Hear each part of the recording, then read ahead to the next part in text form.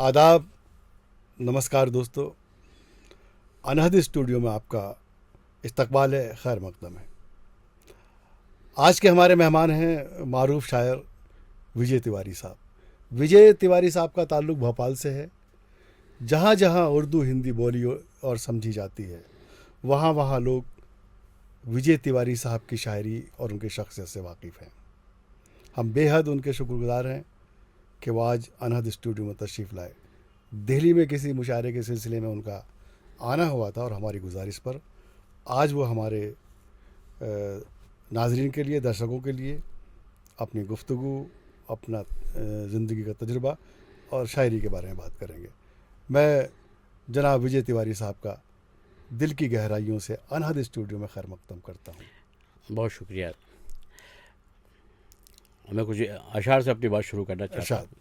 हवा भी चलती रहे और दिया भी जलता रहे, हवा भी चलती रहे, हवा भी चलती रहे और दिया भी जलता रहे, दुआ करो कि यहाँ सबका काम चलता रहे। बहुत उम्दा, बहुत दुआ करो कि यहाँ सबका काम चलता रहे। वो चार मिसरे सबक आमेज कि करो वो काम कि दुनिया गले लगा के चले, फरिश्ता गुजरे गली से तो सर झुका के चले। करो वो काम कि दुनिया गले लगा के चले, फरिश्ता गुजरे गली से तो सर झुका के चले। कभी हराम की दौलत को घर में मत लाना, क्या जो चाहते हो कि औलाद सर उठा के चले। वाह वाह वाह वाह वाह, जो चाहते हो कि औलाद सर उठा के चले। वो चार मिसरे याद आ गए शाही साहब। हाँ, कि कौन मुफलिस कौन है जरदार मत देखा करो। हाँ, कौन मुफलिस कौन है जरदार मत देखा दोस्ती की है तो कारोबार मत देखा करो। हाय हाय हाय हाय। कौन मुफलिस कौन है जरदार मत देखा करो, दोस्ती की है तो कारोबार मत देखा करो। सिर्फ ये देखो पड़ोसी तो कहीं भूखा नहीं, कौन से मजहब का है किरदार मत देखा करो। बस क्या है कि अना पसंद मुझे नापसंद है, लेकिन अना पसंद मुझे नापसंद है, अना पसंद मुझे नापसंद है, लेकिन तुम्हें तो हक है अना में रहा करो शाहिद। दोस्तों, ये है विजय तिवारी, जिन्होंने पूरी दुनिया का सफ़र किया, ख़ास तौर से पाकिस्तान, दुबई, कतर, बहरीन और भी कई ममालिक ऐसे हैं जहां आपने अपनी शायरी के झंडे गाड़े हैं। आइए हम उनसे पहला सवाल करते हैं कि सफ़र का आगाज़ कैसे हुआ और अभी कैसा महसूस करते हैं। शाही साहब, बड़ा अच्छा सवाल आपने किया। शायद मेरे जहन में कहीं था कि ये सवाल होना चाहिए। मेरा सफ़र हिंदुस्तान में अगर आप पूछे तो 30-32 साल पहले, जब मैं ये भी यहाँ वाज़ह करूँ कि मैं हिंदी का कवि हुआ करता था। सन 2000 में मेरी किताब अनायास ही के उन्वान से हुई, जिसमें भूमिका बशीर साहब ने लिखी और उसका जो है इजरा आपके पूर्व मंत्री राज्यसभा सदस्य बालकवि बैरागी जी, जो क्या बात है, उस वक्त के माने हुए कवि थे, उन्होंने किया। उसके बाद में फिर थोड़ा सा मुझे उर्दू की तरफ मेरा रुझान पड़ा, मुझे शायरी अच्छी लगने लगी और फिर मेरा उर्दू की तरफ आया। तो इसमें हिंदुस्तान में अगर कहा जाए तो पहला मुशायरा मैंने लगभग 30 साल पहले जबलपुर में पढ़ा और उसके बाद में जगत्याल, और फिर मेरा सफ़र अनवरस आज तक चल रहा है। और हिंदुस्तान के बाहर की हम बात करें तो मुझे बड़ी खुशी हो रही है इस बात को कहते हुए, इसीलिए कहा था कि आपने सवाल अच्छा किया, कि मैं सन 2013 में मुझे पाकिस्तान में 10 मुशायरे पढ़ने का क्या बात है, शरफ हासिल हुआ और उसमें बहुत अच्छे शायर मेरे साथ में थे। हसन काज़मी साहब और हमारी बहन नसीम निकहत साहिबा, मुमताज़ नसीम, बतौर ख़ास अज़हर इनायती साहब, लोग साथ हमारी 7 लोगों की टीम थी। हम वहाँ गए और वहाँ मेरी ज़िंदगी के 10 गोल्डन डेज़ मैंने वहाँ गुजारे। मतलब 10 दिन जो है वो बिल्कुल स्वर्णिम रहे। और अच्छा, मैं जानना चाहता हूँ कि आपका वहाँ के जो शोरा सामाइन का कैसा तजुर्बा रहा, वही बता रहा हूँ। और मैं चाहता हूँ कि कुछ शायरी जो आपने वहाँ पढ़ी, हाँ, वो भी हमारे मैं ज़रूर बताता हूँ। तो वही मैं आपसे बताना चाह रहा था कि वहाँ पे गए और वहाँ शायरी जो सुनी जाती है, बल्कि वहाँ से आके मैंने लाल किले के मुशायरे में मुझे बुलाया गया और जब मतलब वहाँ मुझे ये स्टेज में हिंदुस्तान के बड़े मारूफ शोरा बैठे थे, मैंने वहाँ ये हिमाकत की ज़रूरत की, क्योंकि सच बात थी। क्योंकि समाज का आईना होता है शायर, सच कहना चाहिए किसी के भी सामने, किसी भी स्थिति में। मैंने कही तो मैंने वहाँ से आके बताया कि ये बेसिक फ़र्क है, पाकिस्तान में शायरी सुनी जाती है और हिंदुस्तान में शायर। क्या बात। ये मेरा अपना वाह। तजुर्बा भी रहा। और ये काफ़ी हद तक 100% नहीं कह रहा हूँ फिर भी, लेकिन 60-70% तो यही है। शायरी हमारे यहाँ भी बहुत अच्छी होती है, इसमें कोई दो राय नहीं। और ख़ास तौर से मैं तो अदबी गहवारे से ताल्लुक़ रखता हूँ, भोपाल से। हमारे यहाँ बहुत अच्छे अच्छे शायर हैं जो मंजर आम पे नहीं क्या आता बात है, है। लेकिन पाकिस्तान में मंजर आम पे आ जाता है अगर अच्छा शायर है, किसी ने अच्छा शेर कह दिया है।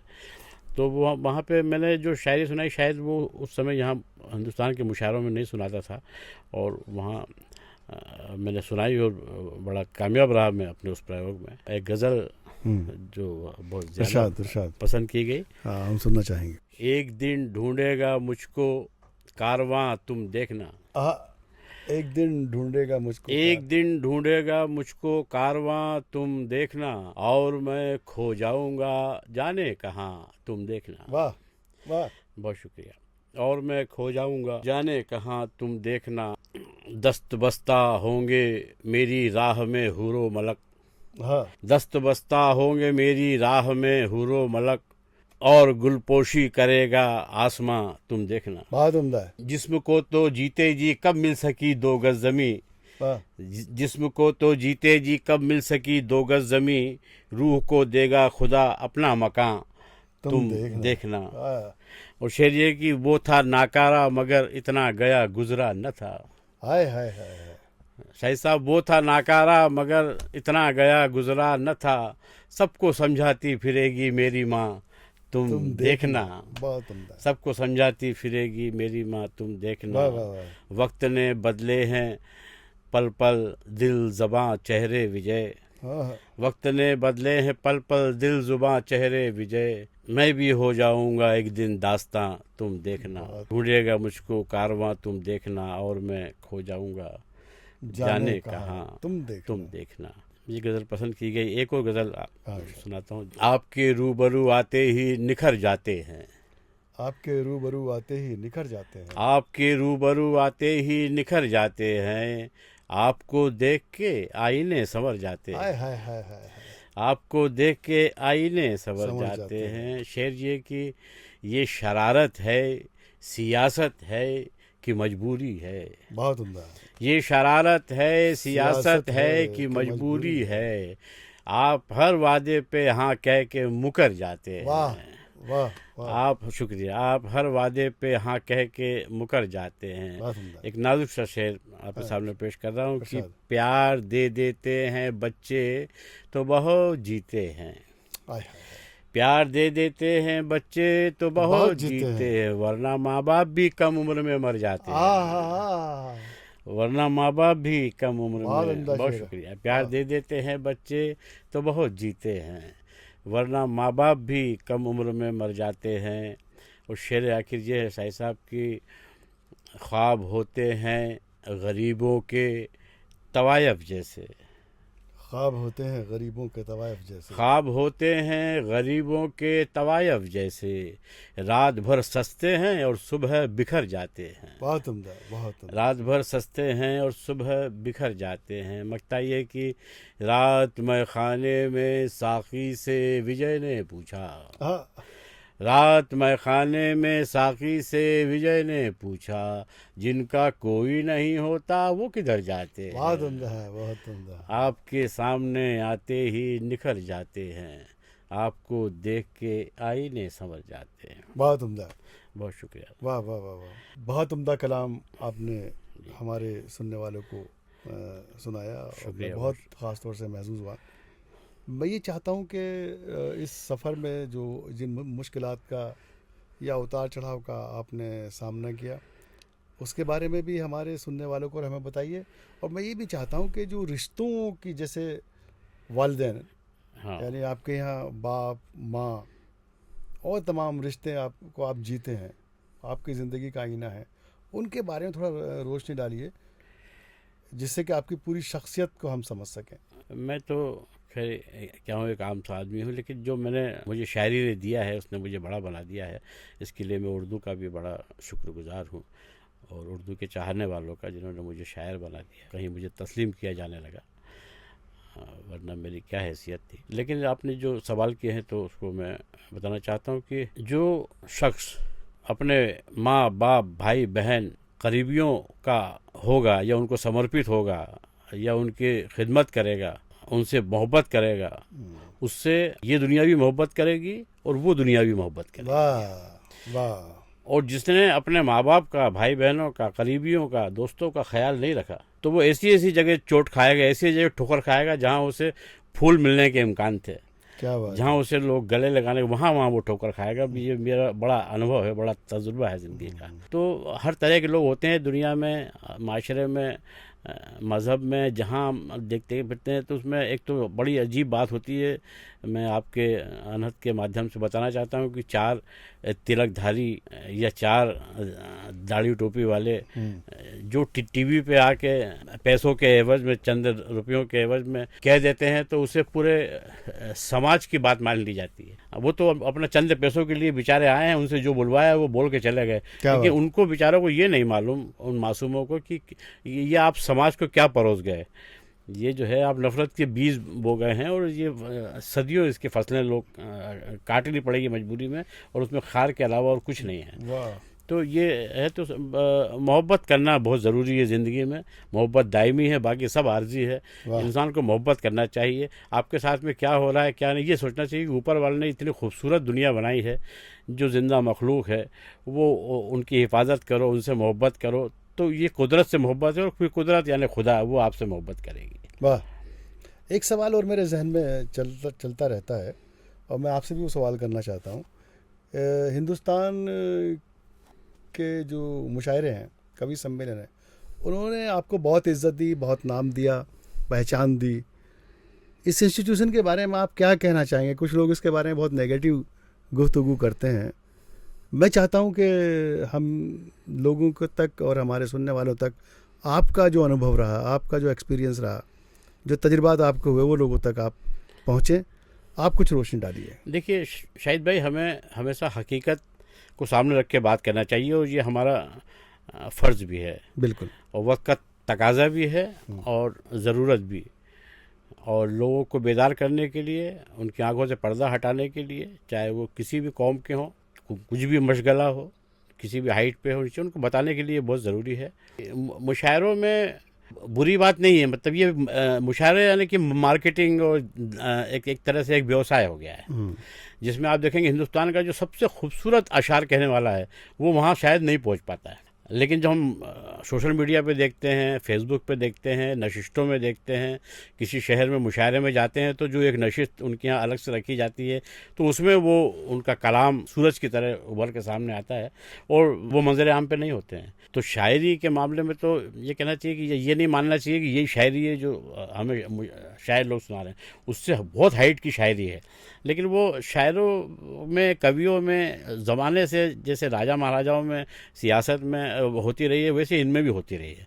तो वो उससे कोई इनकार नहीं कर सकता। तो उसमें कभी भी कोई भी उसका शिकार हो जाता है, ख़ास तौर से वो शिकार होने लगता है जो जल्दी मंजर आम पे आता है, और जो है वो सीनियर उसको तस्लीम नहीं कर पाते कि वो भाई ये हमसे आगे कैसे ज़्यादा वो हो गया।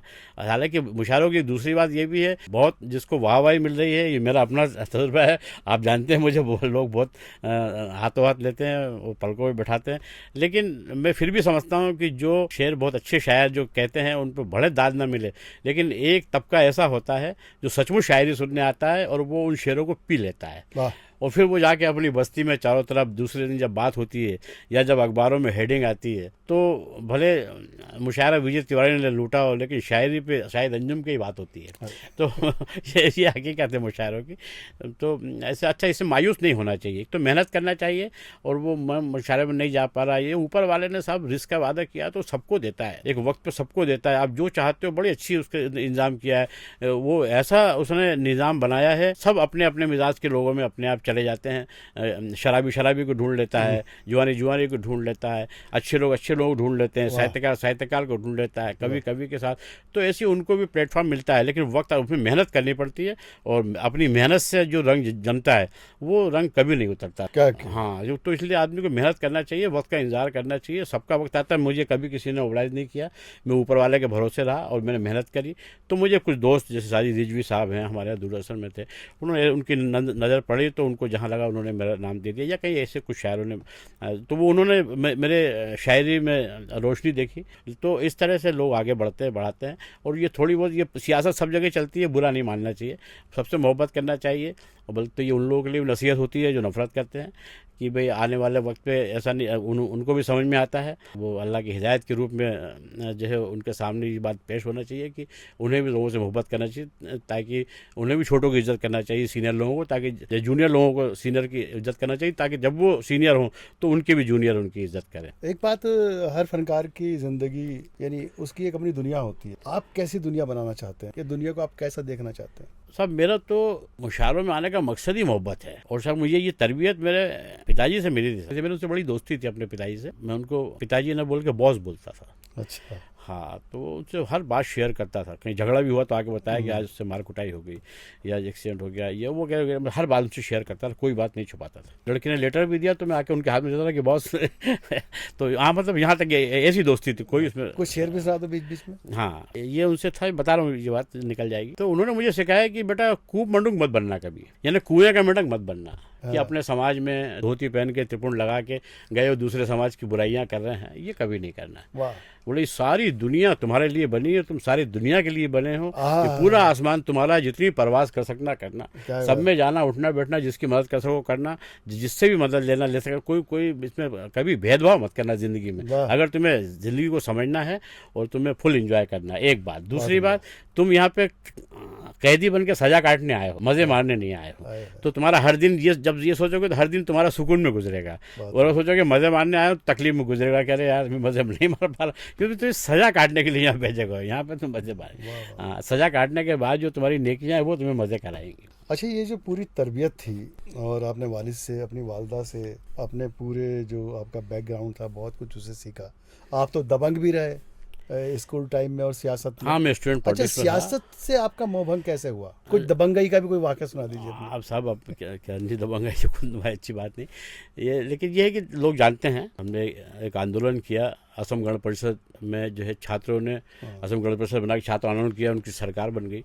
उसके बाद में हमने भी एक मुद्दे को लेके मध्य प्रदेश गण परिषद बनाई, और फिर 90-91 के इलेक्शन में मैंने 197 विधायक के प्रत्याशी भी। झूठ फरेब की जो बातें आई, नेता आगे पीछे घूमने लगे पार्टी ज्वाइन कराने के लिए और तमाम बातें, तो उसमें जो झूठ फरेब लोगों का छल जो सामने आया, तो वो मैं साहब देखिए, मैं एक बड़े हनुमान मंदिर का ट्रस्टी भी हूँ, मैं छोटे भाई उसके व्यवस्थापक हैं। तो मुझे डिसाइड करना था कि मैं राजनीति में रह के झूठ फरेब को चुनूं, या जो है वो अपने हनुमान जी के दाएं हाथ पर रह के जो उनकी पूजा पाठ करूँ, उनके निर्देशानुसार मतलब अच्छे कामों करें, तो मुझे अपने परिवार की खिदमत करूँ। तो मैंने फिर उस समय ज़रूरत पड़ गई, मेरे मदर फादर अचानक बीमार रहने लगे, तो मेरे अपने बहनों की शादियाँ भी करनी थी। मैंने अपना परिवार चुना और अपने ईश्वर को चुना और सच को चुना कुल मिला। तो उसके आगे जाके जब ये मुझे शायरी और मुशायरों में जाने का हो, तो मेरा मकसद मोहब्बत रहा, सच बोलना रहा, समाज का आईना बनना रहा, और ये रहा कि मैं यहाँ से खड़े होकर किसी से कुछ भी बोल सकता हूँ और मुझे कोई दिक्कत नहीं होगी सच बोलने में, और लोग मेरी बात को यहाँ से मानेंगे। अगर मैं किसी राजनीतिक दल के माइक पे जाके कोई बात करूँगा तो उससे लोग ये समझेंगे कि यार ये अपने सियासी मफाद के लिए बात कर रहा है, लेकिन यहाँ मेरा कोई मफाद नहीं है। यहाँ मेरा मकसद सिर्फ लोगों को जोड़ने का और मोहब्बत का है। बहुत उम्दा। अच्छा, मैं एक आपसे सवाल ये करना चाहता हूँ, कोई ऐसा वाक़या जिसने आपकी ज़िंदगी को बदल दिया हो? वाक़या तो बहुत से हैं शायद साहब, लेकिन आपने अचानक ये हमारे यहाँ गैस कांड हुआ था, आपने सुना होगा। हाँ।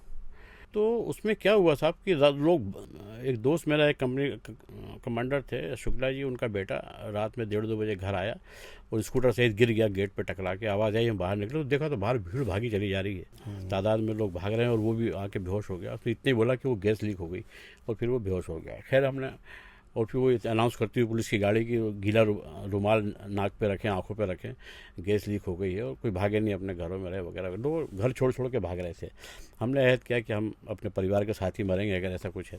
और 1 घंटे बाद फिर आज मेरे दिमाग में आया कि यार ये तो मेरे घर पे आया, तो मैंने इसको ठीक कर लिया, लेकिन पूरे भोपाल में लोग कहाँ कहाँ भाग रहे होंगे। तो मैंने उसी वक्त, मेरे कुछ दोस्त भी आए और बाकियों को मैंने बुलाया, और फिर हम जो है वो खिदमत में लग गए। मतलब खिदमत में ऐसे लगे कि हमें कुछ बसें भी रीजनल कॉलेज की मिल गई, 8-10 उनको लाने के लिए, जो लोग भोपाल से थोड़ा सा। अपने आप को कैसे बचाया जब तो आपको बचाने के लिए निकले थे? साहब वो तो जितनी लीक होनी तो हो गई थी, और नए शहर में हम रहते थे तो वहाँ पे उसका उतना इफेक्ट नहीं था, पुराने शहर बहुत ज़्यादा था। घनी बस्तियों में। तो वो वहीं उसके आगे वो थी प्लांट था। तो मैं यहाँ नए भोपाल के दोस्तों को लिया, उसके बाद में हम लोगों ने मेडिकल खुलवाए, दवाएं मुफ्त में रिक्वेस्ट करी, उनसे बताया और सब लोगों ने मदद करी, फिर पूरा भोपाल एक हो गया। तो उसमें मैंने उस दौरान ये देखा कि जब कोई किसी की खिदमत कर रहा था या कोई किसी को ला रहा था, ये वो कर रहा था, या अच्छा बहुत से लोगों को मर गए तो वो दफनाना भी पड़ा, उसमें हिंदुओं को भी दफनाना पड़ा, कि कहाँ कहाँ इतनी लाशों को ले जाते करते। तो उस समय जो हमने एकता देखी, ये देखा कि इंसानियत कितनी बड़ी चीज़ है। इससे कोई मज़हब उससे बड़ा नहीं है, ये हमने प्रैक्टिकल देखा। तो वहाँ से हमारी जाविया, एक तो हमारे फादर की तरबियत में मिली थी, वो तरबियत के अलावा जब वो देखा तो जहन में ये आया कि यार इंसानियत से बड़ा कोई धर्म नहीं है। तो ज़िंदगी में जो है इसको ही अपना मकसद बना के चलना है। तो इसलिए मैंने इंसानियत और मज़हब को रखा। और वो जो लोगों को उसमें बहुत सा ऐसा भी हुआ कि वो बहुत सारे दोस्त ऐसे भी आए, बोले यार भाग रहे हैं, तो बोले क्या करें, उनको कैसे रोकें। तो हमने उनको भी रोकना पड़ा। बहुत से लोग उनको लूटने के लिए भी वहाँ पे फिराक में घूम रहे थे, उनको भी। तो हर तरह का आदमी जैसे समाज में होता है। तो हमने फिर बड़े लोगों के साथ में मिलके, हमारे बहुत पूरे भोपाली मतलब एक दूसरे की खिदमत में लगा रहा। तो उसने नज़रिया यही दिया कि साहब इंसानियत से बड़ा कोई धर्म नहीं है। क्या बात है, आपने इंसानियत पर बात की। मैं पंडित विजय तिवारी से एक सवाल करना चाहता हूँ जी। मैं भी अपने गांव गया तो वहाँ पर हिंदू कॉलोनी, मुस्लिम कॉलोनी, और जैसे पहले हमारी एक मुश्तरका आबादी हुआ करती थी, तो सब कुछ सेपरेट हो गया। कुछ लोग मुझे ये कहते हैं, बीइंग ए मुस्लिम, यानी वो मुझे मुस्लिम समझ के ये बात करते हैं। हालांकि इस मुल्क में जितनी मदद मेरे गैर मुस्लिम दो या हिंदू दोस्तों ने की, किसी ने नहीं की, और वो मुझ पर जान छिड़कते हैं। मैं ये जानना चाह रहा हूँ कि ये जो हिंदुस्तान में हिंदुओं की तरफ से मुसलमानों का जेनोसाइड करने की जो बात चल रही है, इससे आप कितना मुत्तफिक हैं? मैं साहब बिल्कुल मुत्तफिक नहीं हूँ, लेकिन परेशानी ये है कि वो लोग वहाँ पहुँच गए हैं, मंजर आम पे वो लोग पहुँच गए हैं, वो लोग पावर में आ गए हैं जो इसके मुस्तहक नहीं थे कि उन्हें वहाँ होना चाहिए। अच्छा। लेकिन वो यही कि जो लोग शॉर्टकट से आगे बढ़ना चाहते थे, अपना नाम जो है बढ़ाना चाहते थे, तो उनके लिए ये फसाद और ये हिंदू मुस्लिम वाला है नाटक सबसे अच्छा रहा। उनके लिए बहुत बेनिफिशियल था कि वो कहीं भी जो है कोई मस्जिद में कुछ फेंकवा दें, मंदिर में कुछ फेंकवा दें, और उसके बाद में हल्ला हो जाए और फिर बीच में आके नेता बन जाएं, और फिर लोग उन्हें जो है पलकों पे उठा लें और वहाँ से फिर वो लीडर बन जाएं। तो ये बड़ी ख़राब, उनको ये नहीं मालूम कि हम अपने पीछे क्या परोस के जा रहे हैं और उसका क्या समाज पे इफेक्ट पड़ेगा। तो पहले जो मुश्तरका तहजीब थी वो आज भी है। मैं तो कभी मेरे आज भी आप लोगों में 40 साल से मैं मुशारों में और उसके अलावा पॉलिटिकल लोगों में उठ रहा बैठ रहा हूँ, मैंने कभी ऐसा महसूस नहीं किया। जो मोहब्बत करने वाले हैं मुझसे मोहब्बत करते हैं, आज उनकी औलादें मोहब्बत करती है, मैं भी उनसे मोहब्बत करता हूँ। और मैं लोगों को समझाता भी हूँ कि हमारी ड्यूटी क्या है, हमारा फ़र्ज़ क्या है। दुनिया तो जो कर रही है समझ में आ रहा है क्या अच्छा बुरा कर रहे हैं। सिस्टम को इस तरह से कैप्चर कर लिया गया है कि अब उन्हें आदमी की ज़रूरत नहीं रही, मतदाता की ज़रूरत ही नहीं रही है। वो सारे डिसीजन वो लोग खुद कर सकते हैं अपने। वो बल्कि आने वाले वक्त में इलेक्शन भी आपको बंद दिखाई देंगे, क्या लोगों में सुधार अवेयरनेस नहीं आई। और अपने यहाँ बड़ी परेशानी है हिंदुस्तान के अंदर, इसीलिए ये अंग्रेज़ और मुग़ल अपने यहाँ इतना राज कर गए। मैं बेबाकी से ये बात को कहना चाहता हूँ कि हमारे यहाँ लापरवाही बहुत है, आलस बहुत है, कमज़ोरी बहुत है, और हम लोग फट से जो है झुक जाते हैं, किसी को भी अपना सरदार मान लेते हैं। इसीलिए दूसरों ने हम पे बहुत हुकूमत करी। हम लोग अपने विवेक से सोचते ही नहीं, अपना जहन गिरवी रख रखा है। मतलब कोई वो ये बोल रहा है, किसी कौम का रहनुमा हो, किसी कौम का नेता हो, हिंदू मुसलमान पे बात कर रहा हो, भगवान पे बात कर रहा हो, रहमान पे बात कर रहा हो, तो वो बात जो कर रहा है अपनी उससे वो क्या मैसेज देना चाह रहा है। अभी कुछ दिन पहले ही हमारे भोपाल में एक घटना हुई, तो वो उसमें बात ये नहीं थी कि वो कोई लड़का लो जिहाद एक नया नाम दे दिया गया है उसको लेके, वहाँ तक तो चलो ठीक है। मैं फिर भी उसको वो कहते हैं लड़के ने गलत किया, नहीं करना चाहिए जब माहौल ऐसा चल रहा है चारों तरफ। वो उसने जरा सा बच्चा, उसको अकल भी नहीं थी और वो नाबालिग बच्चा था, और उसने अल्लाह रसूल के बारे में कह दिया। उसमें बाहर हल्ला हो गया पूरे शहर के अंदर, लेकिन शाम तक लोगों की समझ में आ गई और फिर माहौल ठीक हो गया कि यार वो बच्चे ने कहा था। हमें ये भी समझना चाहिए जो बोल रहा है वो कितना पढ़ा लिखा है, वो कितना पढ़ा लिखा है, या वो कितना जिम्मेदार इंसान है कि वो बोल रहा है तो उससे क्या फ़र्क पड़ेगा। कोई भी बोल देता है और पूरे हिंदुस्तान में उसको लेके हल्ला हो जाता है। तो मैं तो इसके बिल्कुल ख़िलाफ़ हूँ। और जो आज जो राजनीति चल रही है इसके तो मैं बिल्कुल ख़िलाफ़ हूँ। ये राजनीति हिंदुस्तान में नहीं होना चाहिए। मुश्तरका तहज़ीब के बगैर कोई कौम, कोई मुल्क तरक्की नहीं कर सकता। क्या बढ़िया बात कही। मैं देखिए, मेरे जहन में एक बात सवाल आया, जो 1947 में मुल्क का बंटवारा हुआ, तो क्या उसे करने वाले बुज़दिल कमज़ोर कायर लोग थे? देखिए मेरे 4 मिसरे सुनाता हूँ आपको। इरशाद। आज़ाद भगत बिस्मिल सुल्तान मरे थे, हर गांव से बस्ती से निगहबान मरे थे। हाय हाय। आज़ाद भगत बिस्मिल सुल्तान मरे थे, हर गांव से बस्ती से निगहबान मरे थे। ये मुल्क किसी एक की जागीर नहीं है, उस जंग में हर कौम के इंसान मरे थे। बहुत उम्दा। तो शायद साहब सबको मालूम है ये बात। वही बता रहा हूँ कि परेशानी ये है कि आज उन लोगों के हाथ में निज़ाम है नहीं, जिनका मैं ये जाना क्या वो बुज़दिल थे, वो लोग कायर थे, कमज़ोर थे, मौका परस्त थे, जिन्होंने मज़हब की बुनियाद पर मुल्क की तकसीम की? नहीं साहब, वो मज़हब की बुनियाद पे कि ये सवाल का जवाब देना थोड़ा अच्छा लगा, लेकिन उस समय मुश्तरका तहजीब उभर के सामने आई थी और सबने इस मुल्क को अपना मुल्क समझ मैं के बात की बात कर रहा हूँ 47 जब मुल्क आज़ाद हो रहा था, अंग्रेज़ों से छुट्टी मिल रही थी, हाँ हाँ तो जिन लोगों ने एक मुल्क को बांटने का तस्वुर पैदा किया मज़हब की बुनियाद पर, हाँ। तो मैं ये जानना चाह रहा हूँ कि वो बुज़दिल थे, कमज़ोर थे, कायर थे, नहीं नहीं, या वो उसमें उनका मफाद ज़ाती परस्त मफाद, था? उसमें मफाद परस्त थे, 100% मफाद परस्त थे। उन्होंने बहुत गलत डिसीजन लिया। आज उसको डिसीजन को वो लोग भुगत रहे हैं। और इस बात को, चूँकि मतलब मेरा जाना आना भी रहता है, तो लोग वैसे ही हैं, लोग उतने ही अच्छे हैं, लेकिन उनको अफसोस है इस बात का कि जो है ये बहुत गलत क्या ये डिसीजन। मफाद परस्ती हिंदुस्तान में भी जड़ जमा रही है? ये हिंदुस्तान में ये है कि मफाद परस्ती वहाँ जिसकी तादाद ज़्यादा थी वहाँ उसको फ़ायदा मिला। हमारे यहाँ जिसकी तादाद ज़्यादा है उसको उसका फ़ायदा मिल रहा है। मफाद परस्ती तो है साहब, ये होना नहीं चाहिए। चलिए। भाई अब आपका हाँ बहुत ही कमाल की गुफ्तगू आपके साथ हुई और बड़ी बेबाकी से आपने जवाब दिए। मैं चाहता हूँ कि कुछ कलाम आपका जी हमारे सुनने वालों तक जी पहुँचे। जी, मैं सुनाता हूँ और ये भी कहता हूँ कि शायर किसी एक उसका नहीं होता। लोग बोले बोले लोग पूछते हैं कि आपका रंग क्या है।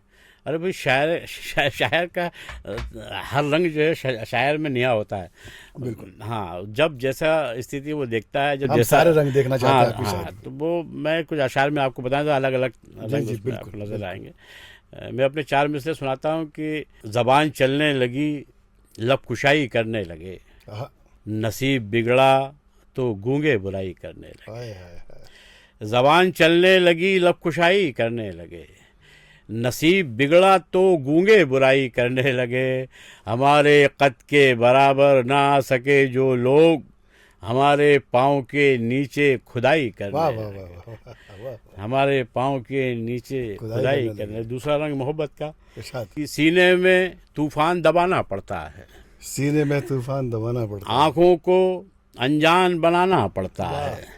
सीने में तूफान दबाना पड़ता है, आँखों को अनजान बनाना पड़ता है। उनका क्या है, निकल पड़े हैं बेपर्दा, हमको तो ईमान बचाना पड़ता है। बहुत उम्दा। गज़ल सुनाता हूँ, उसमें आपको अच्छा। कई रंग नजर जी, आएंगे। अच्छा। इसका मतलब ये कि कीमत बड़ी चुकाई ज़रा से उधार की। एक तो मुझे जो अशार सुनाना है उसमें उसमें मुझे ये चयन करना है कि मैं शायद अंजुम के सामने अशार सुनाऊं। अरे नहीं नहीं, बिल्कुल आप आवाम को सुनाइए। कीमत हमारे बड़ी चुकाई ज़रा से उधार की, नथनी के बदले नथ पे नज़र थी सुनार की। क्या बात है। कीमत बड़ी चुकाई ज़रा से उधार की, हाय हाय। नथनी के बदले नथ पे नज़र थी सुनार की। शेर यह है कि सीने के बदले पीठ पर बांधा करो कवच, हाँ, सीने के बदले पीठ पर बांधा करो कवच, इस दौर की लड़ाई है पीछे से वार की। सीने के बदले पीठ पर बांधा करो ये कवच, बिल्कुल नया ढंग से कहा आपने, मजा आ गया। इस वाह वाह। दौर की मुबारकबाद।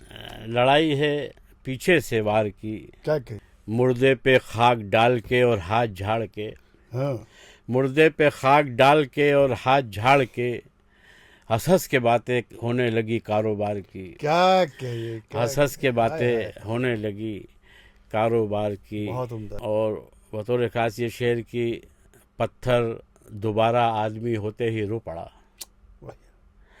पत्थर दोबारा आदमी होते ही रो पड़ा, हद हो गई थी सब्र की और इंतजार की। हाय हाय हाय हाय हाय।